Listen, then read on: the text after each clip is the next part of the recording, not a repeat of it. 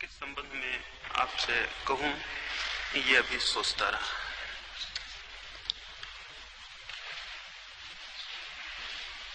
जीवन में सुख पाने की आकांक्षा है, सभी को है,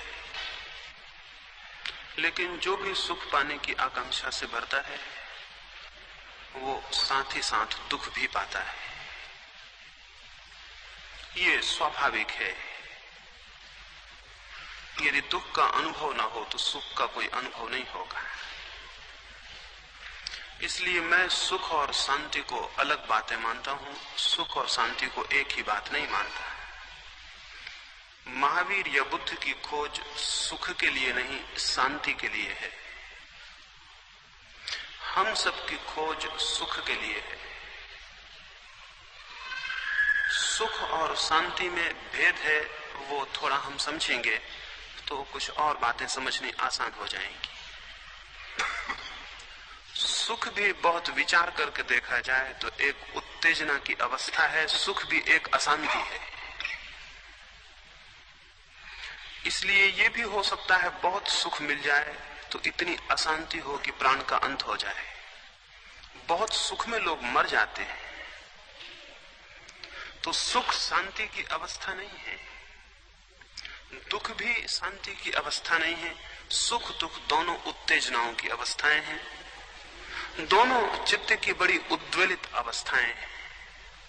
थोड़ा सा भेद है, सुख प्रीतिकर उत्तेजना है और दुख अप्रीतिकर उत्तेजना है, लेकिन दोनों उत्तेजनाएं हैं। और ये भी हो सकता है कि जो उत्तेजना अभी प्रीतिकर लगे वो अगर बार बार पुनरुक्त हो तो अप्रीतिकर हो जाए। जो सुख है वो दुख में परिवर्तित हो सकता है। भोजन सुखद लगता हो, ज्यादा कर लिया जाए दुख हो जाएगा। कोई भी भोग सुखद लगता हो, ज्यादा कर लिया जाए दुख हो जाएगा। इसलिए सुख और दुख में स्वरूपगत भेद नहीं है, वे एक दूसरे में परिवर्तित हो सकते हैं। दुख अगर आदि हो जाए, आपको आदत हो जाए तो दुख भी सुखद हो जाता है। अगर कोई व्यक्ति पहली दफा जैसे दुख की तरह अनुभव करता है, अगर निरंतर उसको अनुभव करता रहे तो अनुभव के साथ ही साथ उसका दुख कम हो जाएगा और धीरे धीरे दुख की आदत ही सुख में भी परिवर्तित हो सकती है। एक अरबी कहानी है। एक गांव में एक मालिन वर्षों से रहती थी। उसकी एक सहेली कभी गांव मछलियां बेचने आई तो उसने उसे निमंत्रित किया और कहा कि रात मेरे घर रुक जाओ। बचपन की दोनों मित्र थीं। मछलियां बेचने वाली औरत रात को मालिन के घर में रुक गई। मालिन ने यह सोचकर कि जो हिस्सा उसके झोपड़े का सबसे ज्यादा फूलों के करीब था वहां उसे बिस्तर लगा दिया और जो सबसे ज्यादा सुगंधी फूल थे वो टोकरी में लाके फूल उसके पास रख दिए। लेकिन रात बीतने लगी और मछली बेचने वाली औरत सो नहीं सकी। बार बार मालिन ने पूछा बात क्या है, नींद नहीं आती। उसने कहा क्षमा करें, शायद तुम्हें बुरा लगे, लेकिन ये फूल मेरे पास से हटा दो और जिस टोकरी में मैंने बाजार में मछलियां बेची हैं उसमें थोड़ा पानी डालकर छिड़क कर मेरे पास रख दो। मुझे मछलियों की गंध आए तो नींद आ जाए। फूल हटा दिए गए, द्वार बंद कर दिया गया ताकि गंध भीतर ना आए और मछलियों की टोकरी को थोड़ा सा पानी छिड़क कर उसके पास रख दिया गया। जैसे ही मछलियों की गंध उसे आई, उसे गहरी नींद आ गई। मालिन रात भर उन मछलियों की गंध के कारण सो न सकी। मछलियों की गंध पहली दफा अप्रीतिकर लगेगी, क्रमशः प्रीतिकर हो जाएगी, एक सीमा पर जाकर दुख देना बंद कर देगी और सुख भी दे सकती है। सुख और दुख आपस में परिवर्तित हो सकते हैं। सुख और दुख स्वरूपता भिन्न नहीं है। जैसे सर्दी और गर्मी में कोई भेद नहीं है, जो भी भेद है वो डिग्रीज का है, वैसे ही सुख दुख में कोई बहुत बुनियादी भेद नहीं है। जीवन के संबंध में ये सत्य जानना बहुत आवश्यक है कि सुख दुख सापेक्ष घटनाएं हैं और उनमें कोई बहुत गहरा अंतर नहीं है। जिन बातों को हम समझते हैं कि बहुत दुखद हैं, वे भी निरंतर अभ्यास से सुख में परिवर्तित हो सकती हैं। जिन बड़े बड़े महलों में हम हैं, अगर जंगल के आदिवासियों को लाके उनमें रात ठहरा दिया जाए, वे सो नहीं सकेंगे। जिन बहुत सुखद गद्दों को हम हजारों रुपए खर्च करके आराम समझते हैं, अगर जंगल में रहने वाले किसी व्यक्ति को लाके उन पर विश्राम करने को छोड़ दिया जाए, तो रात भर सिवाय कष्ट और पीड़ा के उसे कुछ भी नहीं होगा। पहली दफा अमेज़न के कछार में जब पहली दफा पश्चिमी लोग पहुंचे, तो वहां बहुत सर्दी थी और वे काफी कोट और चमड़ों के कपड़े पहने हुए थे, और फिर भी आग जला के अपने को गर्म करते थे। आदिवासी दूर दूर दरख्तों के पास खड़े होकर देख रहे थे, नंगे, उनके ऊपर वस्त्र नहीं थे। जिस आदमी ने अपनी डायरी में ये लिखा है, उसने लिखा, हम हैरान हो गए, वो कई गज के फासले पर नंगे खड़े थे सर्दी में, हम चमड़े के कपड़े पहने हुए थे, फिर भी हाथ पैर कप रहे थे, आग जलाए हुए थे, और वो नंगे खड़े थे और दूर खड़े थे, फिर भी हमारी आग के कारण उनको पसीना चू रहा था। हम, उस डायरी के लिखने वाले ने लिखा, हैरान हुए, हमें सर्दी बहुत कष्टप्रद हो रही थी, हमारी आग के कारण वो बहुत कष्ट झेल रहे थे। उनकी नग्न रहने की आदत थी, नग्न रहना उनके सुख का हिस्सा हो गया।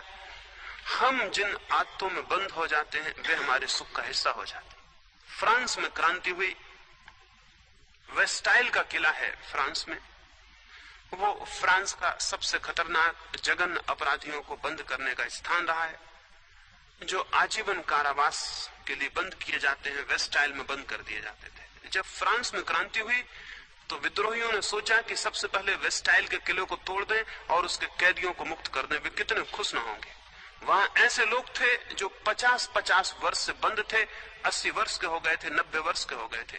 उनकी आंखें उस अंधेरे में अंधी हो गई थी, उनकी जंजीरें उनके शरीर का हिस्सा हो गई थी, क्योंकि वो पहना दी गई थी, उसके बाद कभी निकाली नहीं गई थी। उनकी जंजीरें तोड़ दी गई, उनको उनकी गंदी कोठरियों के बाहर निकाल दिया गया और उनसे कहा कि तुम स्वतंत्र हो। लेकिन सांझ को क्रांतिकारी हैरान हुए, आधे से ज्यादा कैदी वापस लौट आए और उन्होंने कहा, कृपा करें मरते समय हमें कष्ट ना दें, हम भीतर ठीक हैं, हमारी जंजीरें हमें पहना दी जाएं। उनके बिना जीना बड़ा अभावग्रस्त मालूम होता, जैसे कोई चीज कमी हो गई। वो तो हमारे शरीर के हिस्से हो गए। 50 वर्ष तक जंजीरें जिस हाथ पर बंधी रही हो, पैर में कड़ियां पड़ी रही हो, वो बिना कड़ियों के चल नहीं सकता। और उन्होंने कहा, बाहर बहुत प्रकाश है, उससे बड़ी घबराहट होती, आंखें बड़ी तिलमिला जाती। और फिर रास्तों पर बड़े अजनबी लोग हैं, अपरिचित दुनिया है। ये ठीक है, यहां इन कोठरियों में ये परिचित है, अपनी है। धीरे धीरे इनका टुकड़ा टुकड़ा मैत्री से भर गया, और यहां की 2 रोटी काफी अच्छी हैं, क्योंकि बिना कुछ किए मिल जाती है। क्रांतिकारी हैरान हुए होंगे, लेकिन हैरानी होने की कोई बात नहीं है। सुख और दुख बहुत कुछ ऐसी उत्तेजनाएं हैं जिनके हम आदी हो जाते हैं, एक दूसरे में परिवर्तित हो सकती हैं। लेकिन दोनों उत्तेजनाओं की अवस्थाएं हैं, ये मैं आपसे कहना चाहूंगा। दोनों में कोई भी शांति नहीं है। इसलिए ना तो दुखी आदमी शांत होता है, ना सुखी आदमी शांत होता है। ये वजह है कि दुनिया में दुखी भी अशांत होता है और सुखी भी अशांत होता है। गरीब मुल्क भी अशांत है, समृद्ध मुल्क भी अशांत है। दरिद्र भीख मांगने वाला भी अशांत है, और जिसके सिर पर ताज रखा है वो भी अशांत है। अशांति न तो दुख से जाती है और न सुख से जाती है। असल में सुख दुख दोनों ही अशांति की अवस्थाएं हैं। इसलिए जब साधारणता कहा जाता है कि मनुष्य सुख को और शांति को खोजता है, तो मैं सुख और शांति को एक ही अर्थ में प्रयोग करने में थोड़ा असमर्थ हूं। जो मनुष्य सुख को खोजता है वो अशांति को खोजता है। जो मनुष्य सुख को खोजता है वो शांति को नहीं खोजता है। शांति की खोज बड़ी दूसरी खोज है। शांति की खोज सुख की खोज नहीं है, उस अर्थों में जिसे हम सुख की भांति जानते हैं। जब तक हम सुख को खोजेंगे तो दो काम हमारे भीतर होते रहेंगे। एक तो ये होगा कि हम सुख पाना चाहेंगे और दुख से बचना चाहेंगे। सुख आएगा उसको पकड़ के रोकना चाहेंगे और दुख आएगा तो उसे धक्के दे के घर के बाहर निकालना चाहेंगे। दुख भीतर होगा तो उसको विदा करना चाहेंगे, सुख बाहर होगा तो उसको आमंत्रित करना चाहेंगे। जो आदमी सुख की आकांक्षा से भरा है वो दुख को हटाएगा, सुख को बुलाएगा, आए हुए सुख को पकड़ेगा, आए हुए दुख को हटाने की कोशिश करेगा। परिणाम में उसका चित्त अशांत होगा। शांत कैसे होगा? ये तो एक तनाव होगा। सुख को बुलाने का, सुख को पकड़ने का, दुख को हटाने का, दुख को ना आने देने का, ये तो सारा संघर्ष होगा, ये तो सारी कॉन्फ्लिक्ट होगी, ये तो अंतर्द्वंद होगा। इसमें शांति कैसे संभव है? तो कोई सोचता हो कि सुख में शांति नहीं है इसलिए दुख का वर्ण कर लें। एक आदमी बड़े भवन में रहता है, हम देखते हैं बड़े भवन में कोई शांति नहीं है, इसलिए दूसरा आदमी भवन को छोड़ के जंगल में चला जाए। एक आदमी बहुत अच्छे वस्त्र पहनता है, इसलिए दूसरा व्यक्ति सोचे अच्छे वस्त्रों में कोई शांति नहीं, इसलिए नग्न हो जाए और भीख मांगने लगे। एक आदमी सोचता है घर गृहस्थी में कोई शांति नहीं, बच्चे पत्नी में कोई शांति नहीं, इसलिए बच्चे पत्नियों को छोड़ दे, सन्यासी हो जाए। तो जहां जहां उसे दिखाई पड़ता है कि सुख है, सुख में कोई शांति नहीं, तो वो दुख को वर्ण कर ले। मैं आपसे प्रार्थना करूं, दुख में भी कोई शांति नहीं है। यदि सुख में शांति नहीं है तो दुख में भी कोई शांति नहीं है। दुख भी अशांति की अवस्था है। ये हो सकता है कि उस दुख में बहुत दिन रहा जाए तो उसकी हमें आदत हो जाए और अशांति परिचित हो जाए। लेकिन जिस भांति बहुत अच्छे वस्त्रों में रहने वाले व्यक्ति को अगर सड़क पर नग्न घूमने को कहा जाए तो उसे कष्ट होगा, तो जो नग्न सड़क पर घूम रहा है उसे अगर बहुत अच्छे वस्त्र पहना के भवन में रहने को कहा जाए तो उसे कष्ट होगा। ये दोनों दो आदतों के शिकार हो गए हैं। एक सुख का आदी हो गया है, एक दुख का आदी हो गया है। लेकिन शांति दोनों में नहीं है और न स्वतंत्रता है, क्योंकि जहां शांति नहीं है वहां स्वतंत्रता भी नहीं होगी, वहां परतंत्रता होगी, बंधन होगा। तो कुछ लोग भोग में दुख भोगते हैं, कुछ लोग त्याग का दुख भोगते हैं।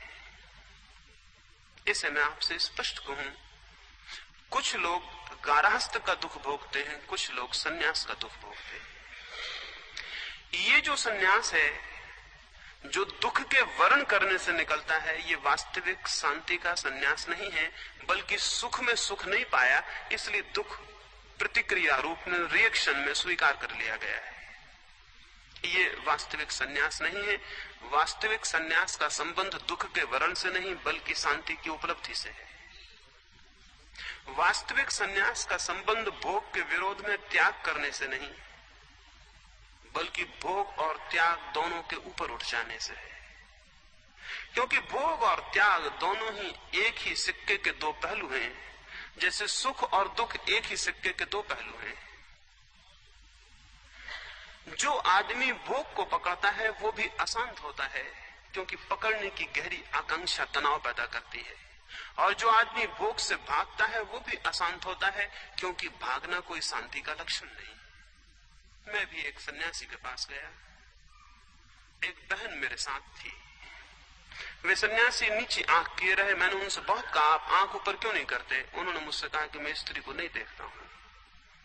तो मैंने उनसे पूछा कि ये तो बड़ी अशांति की अवस्था होगी, क्योंकि स्त्री को न देखने का भय है, स्त्री को देखने में भय भीतर छिपे किसी बहुत अशांत, किसी बहुत कामातुर चित्त का लक्षण है, किसी बहुत गहरी सेक्सुअलिटी का लक्षण है। ये डर, ये भय चित्त को शांत न होने देगा।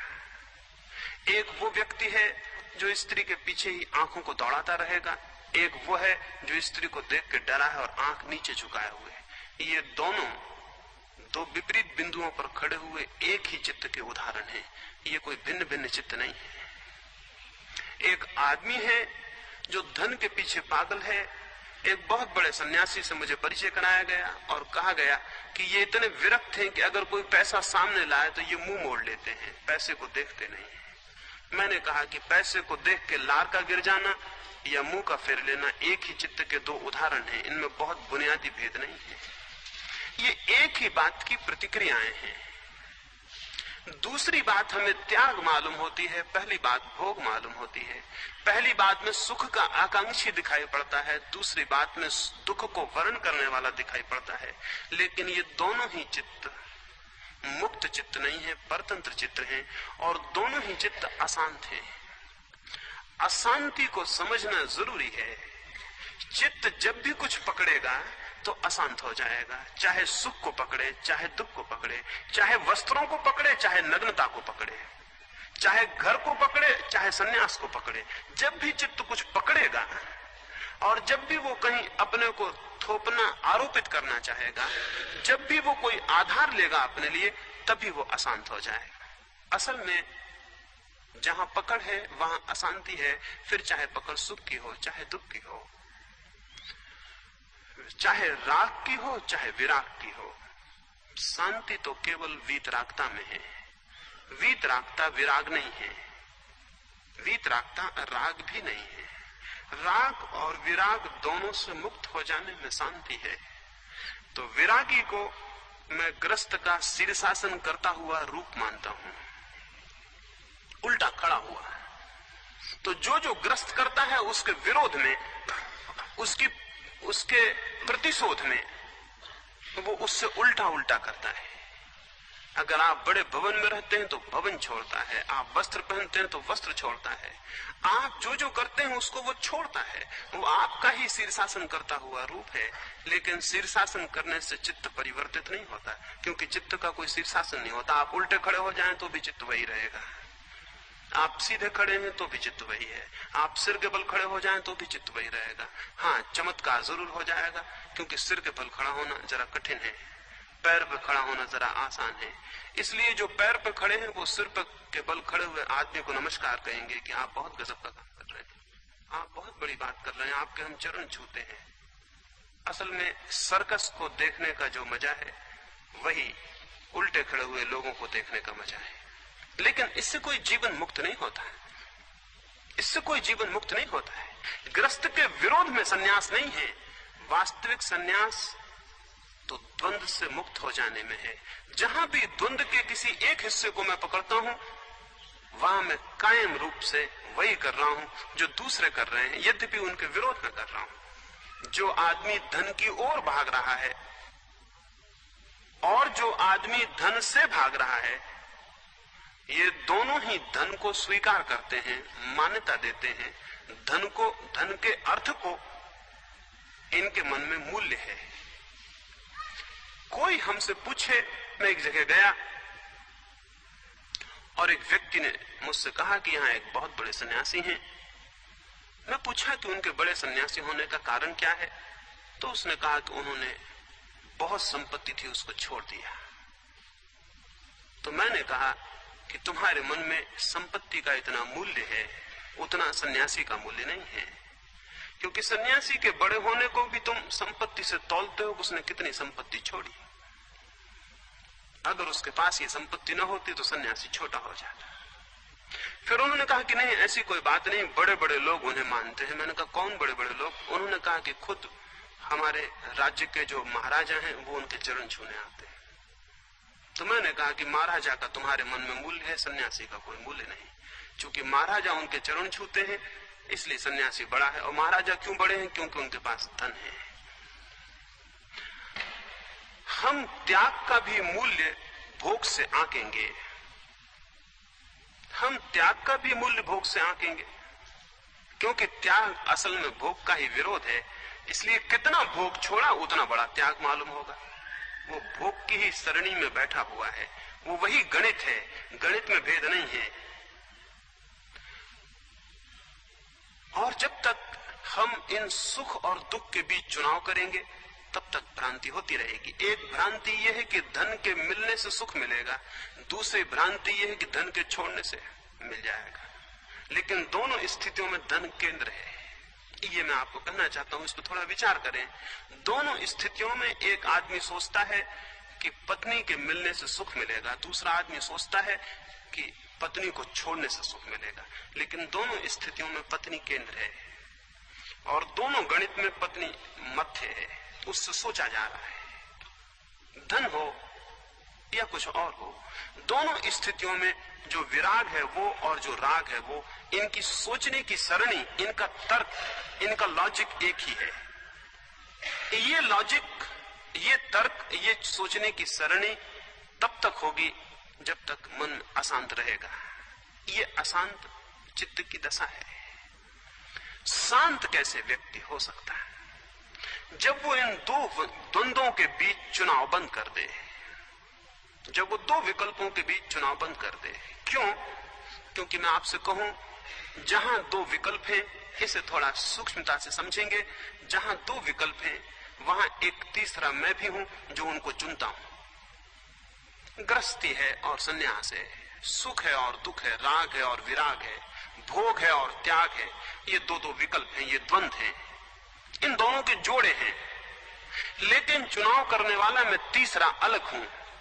मैं भोग को चुनता हूं या त्याग को चुनता हूं। त्याग और भोग दो विकल्प हुए और मैं चुनने वाला तीसरा हुआ। जब तक मैं किसी भी विकल्प में से कुछ भी चुनूंगा तब तक मैं अशांत रहूंगा। लेकिन अगर मैं उसको चुन लूं जो कि चुनाव करता है तो जीवन में शांति का प्रारंभ हो जाएगा। जब तक मैं द्वंद्व में से किसी को चुनूंगा, राग को या विराग को, तब तक अशांति का अंत नहीं है। लेकिन अगर मैं उसको चुन लूं जो कि चुनाव करने वाला है, न तो राग को चुनूं न विराग को, बल्कि उसमें प्रतिष्ठित हो जाऊं जो कि राग को चुनता है या विराग को चुनता है, जो ग्रस्त होता है या सन्यासी होता है, वो जो चैतन्य है, अगर मैं उस तीसरे बिंदु को, वो जो थर्ड पॉइंट है, अगर उस पर खड़ा हो जाऊं तो जीवन में शांति संभव है। द्वंद्व के बाहर हो जाना शांति है और द्वंद्व में चुनाव करना अशांति है। इसलिए सुख शांति नहीं है, न दुख शांति है। ये दोनों द्वंद्व हैं, दोनों उत्तेजनाएं हैं। शांति इन दोनों के बाहर है, इन दोनों से ऊपर उठ जाने में है। बहुत कम लोग हैं संसार में जो इन दोनों के ऊपर उठते हों। बहुत लोग हैं जो भोग में रहते हैं, कुछ थोड़े से लोग हैं जो त्याग में होते हैं। लेकिन त्याग और भोग कुएं और खाई की तरह हैं। इधर गिरे तो कुआं है, उधर गिरे तो खाई है, रास्ता बीच में है। रास्ता हमेशा बीच में है, हमेशा द्वंद्व के, डुअलिटी के बीच में कोई मध्य थोड़ी सी पतली लकीर है। और इसलिए जो जानते हैं उन्होंने कहा कि रास्ता तलवार की धार की तरह पतला है। इधर गिरे तो कुआं होगा, उधर गिरे तो खाई होगी। कन्फ्यूशियस चीन का एक विचारक था, एक गांव में गया। छोटा सा गांव था, लेकिन उस गांव में ली तेह नाम का एक बहुत बड़ा विचारक रहता था। गांव में जाते ही लोगों ने कन्फ्यूशियस से कहा कि हमारे गांव में एक अद्भुत विचारक है, बहुत बड़ा विचारक है। कन्फ्यूशियस ने पूछा उसके बड़े विचार का क्या लक्षण है, क्या कारण है कि तुम उसे बड़ा विचारक कहते हो? तो लोगों ने कहा कि वो बड़ा विचारक है, इतना बड़ा विचारक है कि किसी काम को करने के पहले 3 बार विचार करता है कि करना कि नहीं करना। कन्फ्यूशियस हंसने लगा और उसने कहा 3 बार विचार करना थोड़ा ज्यादा हो गया, 1 बार विचार करना थोड़ा कम होता, 2 बार विचार करना पर्याप्त है। 2 बीच का बिंदु है, 1 बार विचार करने वाला कम विचार कर रहा है, 3 बार विचार करने वाला ज्यादा विचार करने लगा। एक बिंदु है बीच में 2 का, कन्फ्यूशियस ने कहा, वहां जो ठहर जाता है वो जानता है। ये तो एक छोटी सी घटना है, लेकिन सच है यही बात। जिंदगी में 3 हमेशा मौजूद है। जिंदगी 3 हिस्सों में बटी है, पूरी जिंदगी, पूरे मनुष्य की जिंदगी 3 टुकड़ों में बटी है हमेशा।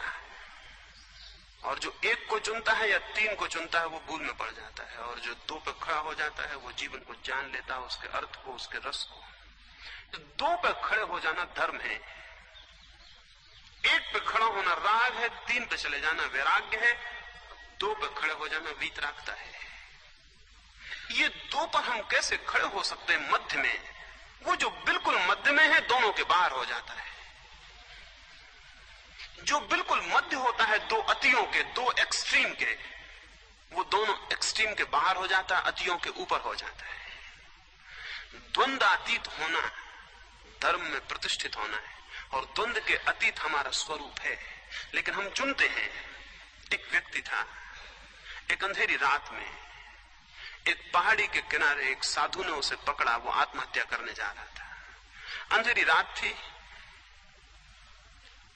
वर्षा के दिन थे।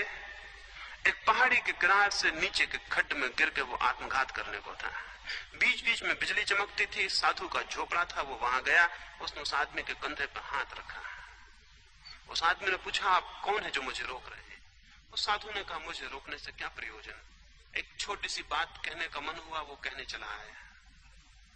पूछा उस आदमी ने, कौन सी बात कहने का मन? उस साधु ने कहा कि मुझे ऐसा प्रतीत होता है कि आप जीवन से निराश हो गए हैं और अपने को समाप्त करना चाहते हैं, अन्यथा इस रात, इस अंधेरे में, इस पहाड़ी पर कोई नहीं आता। फिर 2-3 बार बिजली चमकी और मैंने देखा कि आप किनारे पर खड़े हैं। जरूर मन में कोई बड़ी चिंता और बेचैनी चल रही है। उस व्यक्ति ने कहा कि निश्चित ही मैं बहुत दुखी हूं और दुख में जीना ठीक नहीं, मैं अपने को समाप्त करना चाहता हूं। साधु ने कहा कि आप समाप्त करना चाहें तो जरूर करें, लेकिन 1-2-3 बात मैं आपसे पूछ लूं, क्या कभी आप सुखी भी थे? उस व्यक्ति ने कहा, निश्चित ही। दिन थे मेरे और मैं बहुत सुखी था, बहुत संपत्ति थी, बहुत यश था, वैभव था, फिर सब विनष्ट हो गया है। अब मेरा सब नष्ट हो गया है, अब मेरे पास कुछ भी नहीं, मैं बहुत दुख में हूं। वो साधु जोर से हंसने लगा और उसने कहा कि मैं जाता हूं, तुम्हारे मन में जो आए करो, एक ही बात मुझे कहनी है, कभी तुम सुख में थे, अब तुम दुख में हो। निश्चित ही तुम सुख और दुख दोनों से अलग हो गए, नहीं तो सुख और दुख दोनों में यात्रा कैसे कर सकते थे? मैं अभी गांव में था, अब गांव के बाहर आ गया, अभी आपके गांव में हूं, थोड़ी देर बाद दूसरे गांव में चला जाऊंगा। तो मैं गांव से अलग होना चाहिए, तभी तो मैं एक गांव से दूसरे गांव में यात्रा कर सकता हूं। मैं सुख में होता हूं, सुख से दुख में चला जाता हूं, दुख से सुख में आ जाता हूं, तो निश्चित ही मैं जो हूं वो सुख और दुख से अलग होना चाहिए, तभी तो मैं यात्रा कर सकता हूं। नहीं तो यात्रा कैसे होगी? अगर मैं आपका गांव ही हो जाऊं तो फिर दूसरे गांव में कैसे जाऊंगा? अगर इस भवन में आऊं और भवन ही हो जाऊं तो फिर भवन के बाहर कैसे जाऊंगा? जो आदमी भवन के भीतर आ सका है वो भवन से अलग है, भवन के बाहर जाएगा भवन से अलग है। हम सुख में जाते हैं, दुख में जाते हैं, राग में जाते हैं, विराग में जाते हैं, भोग में जाते हैं, त्याग में जाते हैं। दोनों ही स्थितियां इस बात की सूचना करती हैं कि हम अलग हैं, हम पृथक हैं, हमारा भेद है। हम जिन स्थितियों से गुजरते हैं उनसे हमारी पृथकता है। जीवन में अनुभव का और कोई अर्थ नहीं होता, अनुभव का एक ही अर्थ होता है कि अनुभवों के भीतर हम उसको पहचान ले जो अनुभवों से भिन्न और पृथक है। जो आदमी उसे पहचान ले वो प्रौढ़ हो जाता है, जो उसे न पहचान पाए वो अप्रौढ़ होता है और बचपन में ही मर जाता है। बहुत कम लोग हैं जो ठीक से वृद्ध होकर मरते हो, अधिक लोग बच्चे ही मर जाते हैं, क्योंकि अनुभव का सबसे महत्वपूर्ण बिंदु उनसे अपरिचित रह जाता है। वो द्वंद्व के बीच हमेशा चुनाव करते रहते हैं, इसे चुनते हैं उसे छोड़ते हैं, उसे छोड़ते हैं इसे चुनते हैं, लेकिन कभी उसे नहीं देख पाते जो कि चुनाव के पीछे खड़ा है और अलग है। द्वंद्व के बीच उसका बोध जो कि द्वंद्व से पृथक है। एक आदमी दुकान पे बैठा रहता है, अब भी सुबह में किसी मित्र को बात कर रहा था, दुकान से ऊब जाता है तो मंदिर चला जाता है, दुकान से घबरा जाता है तो मंदिर में बैठ जाता है, जाके सोचता है कि मंदिर में थोड़ा शांति मिलती है। वो शांति मंदिर की नहीं है, क्योंकि मंदिर का जो पुजारी वहां प्रार्थना करके 24 घंटे मंदिर में रह रहा है, वो ऊब जाता है तो जाके शराब खाने में शराब पी आता है या होटल में चाय पीता है बैठ के। वो मंदिर से ऊब जाता है तो वो दुकानों पर बैठ के गपशप लगाने जाता है। जो दुकान से ऊब गया है वो मंदिर में जाता है। जो यहां संसार से ऊब गए हिमालय पे जाते हैं, जो हिमालय से ऊब गए हैं वो नीचे उतर रहे हैं, शहरों में आ रहे हैं। लेकिन जो आदमी दुकान से घबरा के मंदिर जाता है, मंदिर से घबराया हुआ आदमी दुकान पे आता है, ये कभी इस विचार को उपलब्ध नहीं होते कि वो जो हमारे भीतर है वो ना तो दुकान में है और न मंदिर में है। दुकान को मंदिर से बदलेंगे लेकिन भीतर का आदमी तो वही का वही रहा आएगा। वो जो भीतर हमारा स्वरूप है, जो भीतर हमारा साक्षी है, वो जो भीतर हमारा चैतन्य है, उस चैतन्य में प्रतिष्ठित होना है और उसकी प्रतिष्ठा में शांति उपलब्ध होगी। लेकिन जब तक हम विकल्प को चुनेंगे, अल्टरनेटिव्स को चुनेंगे, तब तक कोई शांति नहीं हो सकती। तो न तो भौतिकवाद और न अभौतिकवाद, न तो संसार और न मोक्ष, इन विरोधी विकल्पों में जब तक हमारा चित्त चुनाव करता रहेगा, जब तक हमारी कोई चॉइस होती रहेगी, तब तक स्वाभाविक है कि हमारे जीवन में कोई शांति न हो। शांति का संबंध है चॉइस लेस हो जाने से, शांति का संबंध है चुनाव से मुक्त हो जाने से। आप कहेंगे ये कैसे हो, ये कैसे होगा कि हम चुनाव से मुक्त हो जाएं, हम चुनाव ना करें, ये कैसे हो? ये निश्चित हो सकता है अगर हम उस तीसरे बिंदु के प्रति थोड़ा जागरण लाएं और उस तीसरे को थोड़ा अनुभव करना शुरू करें, जिसे जीवन भर रोज तो घटनाएं घट रही हैं, आप दुख में होते होंगे, कभी बीमार पड़ते होंगे। अभी एक मित्र को देखने गया, वो बहुत बीमार थे, उनके सिर में बहुत दर्द था, तो मैंने उनसे कहा तो अच्छा मौका है, इस वक्त एक प्रयोग करें, अपने भीतर ये देखने की कोशिश करें कि जो दर्द हो रहा है वो और जिसको दर्द अनुभव हो रहा है वो दो अलग हैं या एक है। जिसे दर्द की प्रतीति हो रही, अनुभूति हो रही, वो अलग है या कि दर्द के साथ एक है। उन्होंने आंख बंद की, 5 मिनट बाद मुझसे कहा तो बड़े आश्चर्य की बात है, मैं जानने वाला तो अलग मालूम होता हूं।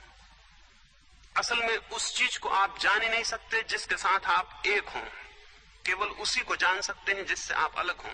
मैं आपको देख रहा हूं, ये इस बात का प्रमाण है कि मैं आपसे अलग हूं। आप अपने को नहीं देख सकते, या कि देख सकते हैं, आप अपने को नहीं देख सकते। आप जो भी देख सकते हैं वो अन्य होगा, आप जिसका भी अनुभव कर सकते हैं वो अलग होगा, वो आपसे पृथक होगा। आप अपने को न देख सकते हैं, कोई रास्ता नहीं है। तो जिन जिन चीजों को आप अनुभव कर सकते हैं, अनुभव करने के कारण ही वे आपसे पृथक हैं, आपसे अन्य हैं, अलग हैं। अगर पैर में आपके दर्द है तो थोड़ा अनुभव करें और देखें, तो आपको ज्ञात होगा कि आप देखने वाले अलग हैं और पैर का दर्द अलग है। और जैसे जैसे इसका अभ्यास गहरा होगा, आप पाएंगे कि दर्द शरीर पर हो रहा है और आप बिल्कुल दूर खड़े हुए हैं। शरीर से क्रमशः पृथकता बढ़ती जाएगी अगर आप स्पष्ट रूप से भीतर हमेशा, जब भी कोई ज्ञान हो, जब भी कोई अनुभव हो, तो एक पृथकता का अनुभव करें। आप रास्ते पे चल रहे हैं तो जरा भीतर अपने देखें कि आपके भीतर जो चेतना है वो चल रही है या चलने को जान रही है। तो आप बहुत हैरान होकर पाएंगे कि आपके भीतर जो चैतन्य है वो चल नहीं रहा है, केवल चलने को जान रहा है। शरीर चल रहा है और चेतना जान रही है। आप खाना खा रहे हैं तो खाते वक्त अनुभव करें और स्मरण करें कि आपकी चेतना खाना खा रही है क्या, तो आपको स्पष्ट ज्ञात होगा कि खाना शरीर में जा रहा है और चेतना उसको अनुभव भर कर रही, देख रही, जान रही है। चेतना का केवल लक्षण जानना है, जानने के अतिरिक्त उसने कभी कुछ भी नहीं किया। लेकिन जानने के साथ अगर बोध न हो तो जो हम जानते हैं उसी के साथ आइडेंटिटी हो जाती है, तादात्म्य हो जाता है। एक फिल्म को देखने आप जाते हैं या एक नाटक को देखने जाते हैं, फिल्म पर या पर्दे पर कोई कहानी चलती है, कोई कथा चलती है। कथा अगर दुखद हो तो आप रोने लगते हैं, आप वहां भी भूल जाते हैं कि पर्दे पे कुछ भी नहीं है, एक आइडेंटिटी हो जाती है, एक तादात्म्य हो जाता है। वहां जो अभिनय हो रहा है केवल विद्युत का खेल है, लेकिन उस अभिनय में, उन चित्रों में भी आप खो सकते हैं और तल्लीन हो सकते हैं और भूल सकते हैं कि मैं केवल दर्शक हूं। अनुभव कर सकते हैं कि मैं भी भोक्ता हो गया। छोटे लोग नहीं, बड़े बड़े लोग। विद्यासागर के बाबत एक घटना है। ईश्वरचंद्र विद्यासागर का नाम आपने सुना होगा। बड़े विचारशील व्यक्ति थे, बड़े पंडित थे। एक नाटक को देखने गए थे और नाटक में एक व्यक्ति है, खलनायक है। वो एक स्त्री के पीछे पड़ा है, उसे परेशान कर रहा है, हर तरह से परेशान कर रहा है। विवेकानंद बड़े सद्विचारक थे, वो ये भूल ही गए कि नाटक देख रहे हैं। उन्हें इतना गुस्सा आया उस आदमी पर कि स्त्री को परेशान कर रहा है, इतना अनैतिक काम कर रहा है। उठे, जूता निकाला और फेंक के मार दिया। जूता नाटक में खलनायक को फेंक के मार दिया। भूल गए ये कि मैं केवल देखने वाला हूं और मात्र जो दिखाई पड़ रहा है वो नाटक है। खलनायक उनसे कहीं ज्यादा समझदार सिद्ध हुआ। उसने जूते को सिर से लगाया और उसने कहा कि इससे बड़ा पुरस्कार मुझे कभी नहीं मिला, क्योंकि मेरे अभिनय को इससे ज्यादा सच कभी नहीं माना गया, और इतने बड़े आदमी ने उसको सत्य मान लिया है, तो मेरे ऊपर तो धन्य कृपा हो गई। मुझे बहुत पुरस्कार मिले हैं, लेकिन इस जूते से बड़ा मेरा कोई पुरस्कार आज तक नहीं मिला। विद्यासागर बहुत घबरा गए, पसीने पसीने हो गए, क्षमा मांगने लगे कि मैं भूल गया। बड़े से बड़ा आदमी नाटक में खो सकता है, हम भी खोते हैं। वैसा ही चित्त पर भी अनुभवों का एक नाटक निरंतर चल रहा है। सुख आते हैं, दुख आते हैं, वर्षा आती है, गर्मी आती है, शीत आती है,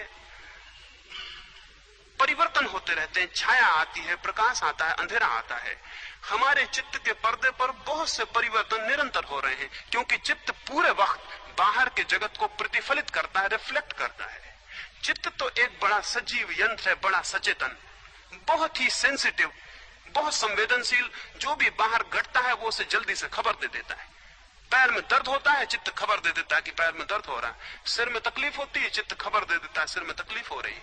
कोई गाली देता है, कोई प्रेम करता है, कोई अपमान करता है, कोई सम्मान करता है, चित्त खबर दे देता है कि ऐसा ऐसा हो रहा है। चित्त एक अत्यंत संवेदनशील यंत्र है जो खबरें दे रहा है पूरे वक्त। उन खबरों में हम जो भीतर जानने वाले हैं प्रत्येक खबर से अलग और भिन्न है, लेकिन हम प्रत्येक खबर के साथ जुड़ जाते हैं और अपने को एक समझ लेते हैं।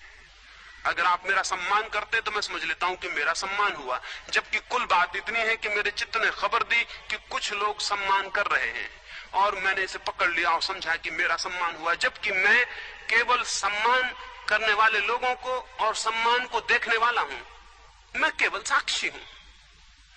अगर कोई अपमान कर रहा है तो चित्त खबर देता है कि अपमान किया जा रहा है और मैं समझ लेता हूं कि मेरा, जबकि मैं केवल जानने वाला हूं। सम्मान आता है, अपमान आता है, सुख आते हैं, दुख आते हैं, मैं केवल जानने वाला हूं। मैं तीसरा बिंदु हूं जो केवल जान रहा है। अगर जीवन में सजगता से, सचेतता से, होश से अगर हम अपने अनुभव से गुजरें तो आप पाएंगे आपका अनुभव ही आपको अनुभव से मुक्त करने का मार्ग बन जाता है। सत्य को पाने के लिए, स्वयं को पाने के लिए संसार से कहीं भागने की नहीं, बल्कि संसार के बीच जो अनुभव हो रहे हैं उनके बीच जागने की जरूरत है। भागना नहीं, जागना बिंदु है साधना का। भागने वाला जाग नहीं सकता, क्योंकि वो तो अनुभवों के साथ अपने को एक मान लिया, घबरा के भाग रहा है। कबीर का एक लड़का था, कमाल। कबीर बड़े त्यागी थे, बड़े विरागी थे, और कमाल कुछ अजीब का लड़का था। कबीर उससे बहुत परेशान थे। गुस्से में उन्होंने कमाल को बाहर निकाल दिया घर से। कबीर का कहना था कि मैं अपरिग्रही हूं, मैं घर में कोई संपत्ति नहीं रखता। और कमाल कुछ अजीब था, गांव के लोग अगर उसे कुछ दे देते तो वो लेके घर आ जाता। जो लोग कबीर को भेंट करना चाहते, कबीर इनकार कर देते, बाहर कमाल बैठा रहता, उसको दे जाते तो वो ले लेता। तो कबीर ने कहा कि ये परिग्रही वृत्ति यहां नहीं चलेगी, तुम इस घर से अलग हो जाओ, इस झोपड़े को अपवित्र मत करो, ये सन्यासी का झोपड़ा है, तुम्हारी यहां कोई जरूरत नहीं, तुम्हारी वृत्ति से मेरा मेल नहीं। कबीर ने अलग कर दिया तो कमाल थोड़े दूर जाके एक झोपड़ा बना के रहने लगा। काशी के नरेश कबीर के पास कभी कभी आते थे, मिलने आए थे, तो उन्होंने कबीर को कहा कि कमाल दिखाई नहीं पड़ता। कबीर ने कहा उसका नाम न ले, उससे मेरा कुछ मेल नहीं बैठता, वो कुछ बड़ी लोभी प्रकृति का है, जो कोई कुछ दे देता है तो ले आता है। तो नरेश उठ के वहां से निकले तो कमाल से भी लौटते में मिलने गए, देखने के लिए कि कहां तक बात सच है। उन्होंने बहुत बहुमूल्य हीरा कमाल को भेंट किया। जाके कमाल को नमस्कार किया, वो हीरा रखा, तो कमाल ने कहा लाए भी तो एक पत्थर लाए, कुछ और लाना था तो कुछ उपयोग का भी होता है। नरेश ने सोचा कि कबीर फिर कुछ झूठ कहते होंगे, क्योंकि ये आदमी तो कह रहा है हीरे को पत्थर। तो नरेश उस हीरे को उठा के वापस रखने लगे तो कमाल हंसा और उसने कहा फिर आप इसको पत्थर नहीं मानते, अभी इतनी दूर तक बोझ ढोया तो आप वापस बोझ क्यों ले जाते हैं, छोड़िए भी। तो नरेश को बहुत चिंता हुई, मन में ख्याल हुआ कि तो बेईमान मालूम होता है, ये तो कोई बड़ा होशियार, कुछ बातचीत में बड़ी होशियारी मालूम होती है। पहले तो इसने कहा पत्थर, बड़ा त्याग दिखलाया, और अब ये कहता है कि पत्थर है तो छोड़ जाइए। नरेश ने पूछा अच्छी बात है, इसे कहां रख दूं? तो कमाल ने कहा फिर ले जाइए, क्योंकि जब आप पूछते हैं कहां रख दूं तो फिर आप इसको पत्थर नहीं मानते, फिर आप इसको मानते हैं कि इसका कोई मूल्य है, कहां रख दूं, तो फिर आप ले जाइए। नरेश कुछ हैरान हुआ, इस बीच कुछ तय करना मुश्किल हो गया कि इसकी वृत्ति क्या है। फिर भी नरेश उसको उसके झोपड़े में खोस आया। सनौली का झोपड़ा था, उसके छप्पर में हीरे को रख दिया। चलते वक्त उससे कहा कि मैं हीरा यहां रखा जाता हूं। कमाल ने कहा तुम्हारी मर्जी, लेकिन मैंने तो कहा कि हीरा है ही नहीं, पत्थर है, और फिर भी तुम बार बार मुझे जताते हो, तुम भाई उसे ले जाओ। पत्थर समझते हो तो छोड़ जाओ, हीरा समझते हो तो ले जाओ। नरेश उसे खैर उस झोपड़े में खोस गया और चला गया। आगे जाते उसके वजीर ने कहा कि आपने इधर पीठ फेरी, वहां हीरा निकाल लिया गया होगा, क्योंकि वह आदमी तो बहुत होशियार मालूम पड़ता है, बातचीत में और कोई खास बात नहीं मालूम होती। नरेश ने कहा 2-4-8 दिन में चलेंगे, कुछ काम में उलझा रहा, और 6 महीने बाद गया। जाके उसने कमाल से पूछा कि मैं एक हीरा यहां भेंट कर गया था, वो कहां है? कमाल ने कहा मैंने आज तक किसी की भेंट न ली और न किसी की भेंट इंकार की। कमाल ने कहा न मैंने कभी किसी की भेंट ली और न किसी की भेंट इंकार की। भेंट लेने वाले लोग भी हैं, भेंट को इंकार करने वाले लोग भी हैं, मैं उन दोनों के बाहर। क्षमा करें, मुझे ना आप कभी कुछ दे गए, ना मैंने कभी किसी से कुछ लिया। उसने कहा आप कैसी बात करते हैं, मैं एक हीरा यहां रख गया था इस झोपड़े के छप्पड़ में।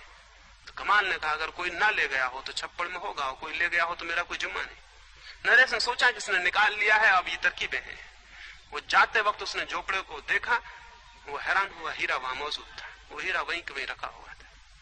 इस वृत्ति को मैं वीतरागता कहता हूं। ये ग्रस्त और संन्यास दोनों से भिन्न है, ये अचुनाव की स्थिति है।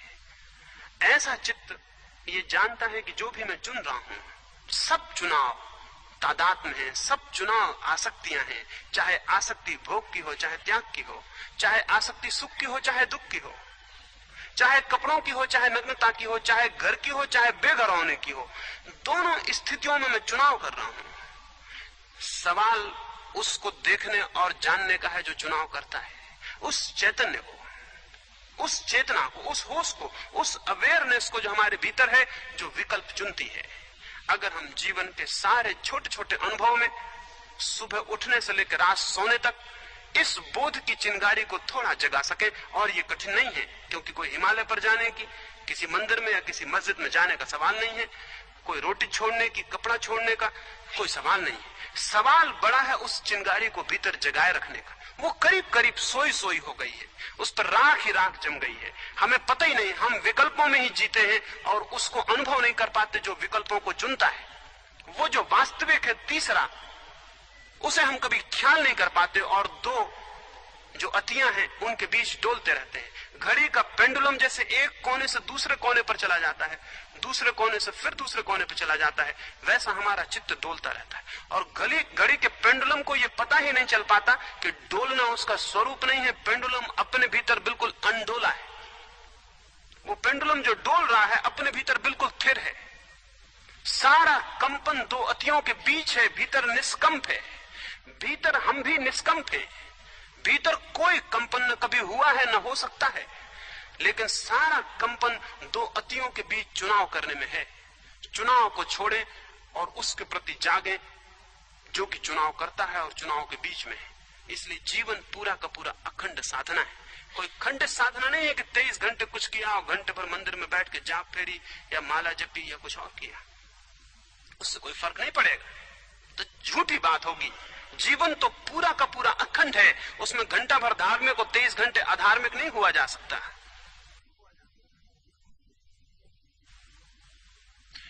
24 घंटे अगर होश पूर्वक जीवन की सामान्य से सामान्य क्रिया में, जब रात्रि को आप बिस्तर पर सोने गए हैं, तो आप जरा जाग के देखें कि आप देख रहे हैं अपने को बिस्तर पर सोते हुए जाते, या कि आप सोने जा रहे हैं। तो आपको तत्काल स्पष्ट बोध होगा कि आप देख रहे हैं कि आप बिस्तर पर सोने जा रहे हैं। धीरे धीरे अगर आपका नाम राम है तो आपको लगेगा राम बिस्तर पर सोने जा रहा है। अगर कोई आदमी गाली देगा तो आपको लगेगा राम को गाली दी जा रही है। अगर आपका कोई सम्मान करेगा तो आपको लगेगा राम का सम्मान किया जा रहा है, और आप हमेशा एक देखने वाले साक्षी की तरह स्थापित हो जाएंगे। जिस मात्रा में साक्षी की स्थापना होती है उसी मात्रा में व्यक्ति शांत होने लगता है, सुख और दुख के बाहर होने लगता है। जिस जिस मात्रा में साक्षी की स्थापना होती है उसी मात्रा में व्यक्ति शरीर से मुक्त होने लगता है और आत्मा में प्रतिष्ठित होने लगता है। जिस जिस मात्रा में साक्षी की स्थापना होती है उसी मात्रा में व्यक्ति मृत्यु के बाहर होने लगता है और जीवन में प्रवेश करने लगता है। साक्षी में खड़े हो जाना स्वरूप में खड़े हो जाना है, स्वरूप में खड़े हो जाना सब कुछ पा लेना है जो पा लेने जैसा है। और मामला कुछ ऐसा अद्भुत है कि जिसे हमने कभी भी नहीं खोया है वही साक्षी होकर वापस मिल जाता है। जिसे हमने कभी भी नहीं खोया है उसे हम खो नहीं सकते, वो हमें वापस मिल जाता है। और ये एक वैज्ञानिक प्रक्रिया है, ये कोई अंधविश्वास नहीं है। इसके लिए जरूरत नहीं है कि आप माने कि महावीर तीर्थंकर थे और भगवान थे। इसके लिए जरूरत नहीं कि आप माने कि राम कृष्ण अवतार थे। इसके लिए जरूरत नहीं कि आप माने कि क्राइस्ट परमात्मा के पुत्र थे। इसके लिए जरूरत नहीं कि मोहम्मद जब स्वर्ग गए तो 7 घोड़ों पर सवार होकर गए और सशरीर चले गए। इसके लिए जरूरत नहीं है कि आप माने कि आपके भीतर आत्मा है। इसके लिए जरूरत नहीं कि आप माने कि परमात्मा है, उसने सृष्टि को बनाया। इसके लिए किसी तरह के अंधविश्वास की कोई जरूरत नहीं है। जरूरत है कुछ गहरे प्रयोगों की। चेतना आपको अनुभव हो रही है, आपको अनुभव हो रहा है कि आप विचार करते हैं, विवेक करते हैं, चुनाव करते हैं, तो इस चेतना पर थोड़े गहरे प्रयोग करने की जरूरत है। धर्म अंधविश्वास नहीं है, प्रयोग है। और धर्म मानना नहीं है बल्कि जानना है। और जिन लोगों ने धर्म को अंधश्रद्धा और विश्वास बना दिया उनसे बड़े दुश्मन धर्म के दूसरे नहीं हैं। उन्होंने धर्म को नष्ट कर दिया। उनके कारण धर्म का विरोध पैदा हुआ, उनके कारण धर्म के प्रति प्रतिशोध पैदा हुआ, प्रतिक्रिया पैदा हुई, उनके कारण सारी दुनिया में नास्तिकता पैदा हुई। जिन लोगों ने धर्म को अंधविश्वास बनाया है, बिलीफ बनाया है, उन लोगों ने सारी दुनिया में नास्तिकता पैदा की। उनका विरोध है, वो नास्तिकता उनका फल है। धर्म तो एक विज्ञान है, एक साइंस है, और धर्म का कोई संबंध किसी तरह के विश्वास और मान्यता से नहीं है बल्कि जीवन में प्रयोग करने से। और उस आदमी को हम अंधा कहेंगे जो कि अपनी चेतना पर प्रयोग ना करता हो। चैतन्य है, ऐसे दुनिया का कोई नास्तिक भी मानता है कि हमारे भीतर चैतन्य है, भला वो कहता हो कि वो चेतना जो है पदार्थ से पैदा हुई, कोई फिक्र की बात नहीं, यही कहो। लेकिन उस चेतना पर प्रयोग करो। प्रयोग करने से ज्ञात होगा कि चेतना पदार्थ से बिल्कुल मुक्त और अलग है। प्रयोग करने से ज्ञात होगा कि चेतना मात्र चेतना नहीं है, बहुत गहरे में आत्म तत्व है। प्रयोग करने से ज्ञात होगा आत्म तत्व मात्र आत्म तत्व नहीं है बल्कि समस्त जगत परमात्मा से व्याप्त है। ये तो जितने गहरे हम तल पर प्रयोग करेंगे, लेकिन हम में से बहुत लोग नदी के ऊपर की लहरों को देखकर ही जीवन को समाप्त कर देते हैं और उस गहराई को जानने से वंचित रह जाते हैं जहां की नदी के असली प्राण है, और उस गहराई में उतरने से वंचित रह जाते हैं जहां की हीरे और जवाहरात है। हमारे भीतर बहुत है, सब है जो हो सकता है। केंद्र पर हमारे वो सारी संपदा है जिसे पालने से शांति मिलेगी, जिसे पालने से जीवन का आनंद मिलेगा, जिसे पालने से जीवन की मुक्ति मिलेगी, जिसे पालने से अर्थ और अभिप्राय मिलेगा। लेकिन उस पर प्रयोग करने होंगे, विश्वास नहीं। तो मैंने जो बातें कही वो भी विश्वास करने की नहीं है। अगर विश्वास करने की हो तो संप्रदाय बनता है। अगर विश्वास करने के लिए कहा जाए तो संप्रदाय खड़े होते हैं, पंथ खड़े होते हैं। दुनिया में विश्वास के कारण सारे संप्रदाय और पंथ खड़े हुए, धर्म नष्ट हुआ। तो मैं विश्वास के विरोध में हूं, क्योंकि मैं किसी भी तरह के संप्रदाय और पंथ के विरोध में हूं। मेरी मान्यता है कि धर्म निजी प्रयोग और अनुभव की बात है, कोई संगठन और समूह की बात नहीं है। और न किसी आप्त वचन में, न किसी आगम में, न किसी शास्त्र में अंधी श्रद्धा की जरूरत है। अपने में प्रयोग करें, सब आगम सत्य हो जाएंगे। और आगम पर विश्वास कर ले तो आप खुद ही असत्य हो जाएंगे। अपने में प्रयोग करें तो सब शास्त्र सत्य हो जाएंगे, क्योंकि जो आप अपने भीतर जानेंगे वो उन शास्त्रों में पाएंगे कि है। और शास्त्रों पर विश्वास करें तो आप खुद ही असत्य रह जाएंगे, शास्त्र तो असत्य रहेंगे ही। स्वयं पर प्रयोग और अनुभव और स्वयं की चेतना में प्रवेश जरूर श्रम मांगता है, साहस मांगता है। अकेली श्रद्धा नहीं, साहस और श्रम। चेष्टा और पुरुषार्थ मांगता है, लेकिन जो भी थोड़े प्रयोग करता है वो बहुत उपलब्ध करता है। और जब उपलब्धि होती है तो प्रयोग के मुकाबले में ज्ञात होता है हमने कुछ भी नहीं किया और मुफ्त में पा लिया। जो हम करते हैं वो ना कुछ है, जो मिलता है वो बहुत कुछ है। ना कुछ के मूल्य पर बहुत कुछ पाया जा सकता है। अभागे होंगे वे लोग जो कि उसे पाने से अपने हाथ से वंचित रह जाएं। अगर हम वंचित रह जाएंगे तो हमारे अतिरिक्त और कोई जिम्मेवार नहीं है। ये थोड़ी सी बातें मैंने आपसे कही, 2-3 सूत्र में दोहरा दूं कि मैंने आपसे क्या कहा। मैंने आपसे कहा कि द्वंद्व में स्वरूप नहीं है। जहां भी द्वंद्व है और दो की अतियां हैं वहां आप नहीं है, वहां आपकी आत्मा नहीं है। इसलिए द्वंद्व में आप चुनेंगे कभी स्वयं को नहीं पा सकेंगे। अद्वंद्व में, द्वंद्वातीत होने में, द्वंद्व के बाहर होने में, अति के बाहर होने में, उस तीसरे को चुनने में जो हमेशा दो के पीछे खड़ा है, वहां स्वरूप है। उसे चुनने के लिए किसी श्रद्धा की, किसी विश्वास की जरूरत नहीं, प्रयोग की जरूरत है। और प्रयोग के लिए हिमालय पर, पहाड़ पर जाने की जरूरत नहीं। जीवन में 24 घंटे जो अनुभव हो रहे हैं वहीं सजग होने की आवश्यकता है। अगर आप सजग होकर अपने अनुभव से गुजर जाएं तो संसार ही मोक्ष का द्वार बन जाता है। अगर आप सजग होकर जीवन से गुजर जाएं तो जीवन का प्रत्येक अनुभव जीवन से मुक्त करने का मार्ग बन जाता है। जीवन है कि जीवन से मुक्त आप हो सके। इस चारों तरफ जो विस्तार है जीवन के अनुभवों का, संवेदनाओं का, वो सब आपको मुक्त करने में समर्थ है अगर आप होश पूर्वक अपने अनुभव के प्रति जागे। जागते ही आपको दिखाई पड़ेगा जो भी अनुभव होता है वो आपसे पृथक है और आप भिन्न हैं। जिस दिन ये भिन्नता गहरी हो जाएगी, जित मात्रा में गहरी हो जाएगी, जिस अनुपात में गहरी हो जाएगी, उसी अनुपात में आपके जीवन में आनंद का स्रोत और जीवन का स्रोत खुल जाएगा। उस स्रोत को उपलब्ध कर लेना धर्म है, क्योंकि धर्म का अर्थ है स्वरूप। धर्म का अर्थ है स्वयं को पा लेना। जो स्वयं को पा लेता है वो सत्य को पा लेता है, क्योंकि स्वयं के अतिरिक्त और कुछ भी आपके लिए सत्य नहीं हो सकता है। स्वयं ही बहुत प्रगाढ़ता में सत्य है और स्वयं ही बहुत प्रगाढ़ता में परमात्मा है। तत्व की खोज, तत्व का विचार नहीं, शास्त्र का अध्ययन नहीं, बल्कि स्वयं के भीतर प्रवेश। किसी पर श्रद्धा नहीं, किसी पर विश्वास नहीं, बल्कि अपनी आत्मचेतना पर प्रयोग। ये मैं आधार मानता हूं जीवन सत्य की खोज के। इन आधारों से अगर हम वंचित हैं तो हम कितने ही मंदिर जाएं और कितनी ही प्रार्थनाएं करें और कितना ही परमात्मा के पैरों में सिर झुकाएं, ये सब बच्चों जैसे काम है, इनसे कुछ होने वाला नहीं। होगा प्रयोग से, होगा आत्मचेतना की साधना से, और प्रत्येक के जीवन में संभव हो सकता है। अगर एक मनुष्य के जीवन में भी कभी यह संभव हुआ है, महावीर या बुद्ध के, कृष्ण या क्राइस्ट के, तो कोई वजह नहीं है, हम भी हकदार हैं। हम भी उतना ही सब कुछ लेके पैदा हुए हैं। वही हड्डियां हैं, वही शरीर है, वही चित्त है, वही भीतर चेतना है। लेकिन कुछ हैं जो कि नदी में गहरे बैठ जाते हैं और कुछ हैं जो नदी के किनारे बैठे रह जाते हैं। कबीर ने कहा है, मैं बौरी खोजन गई रही किनारे बैठ।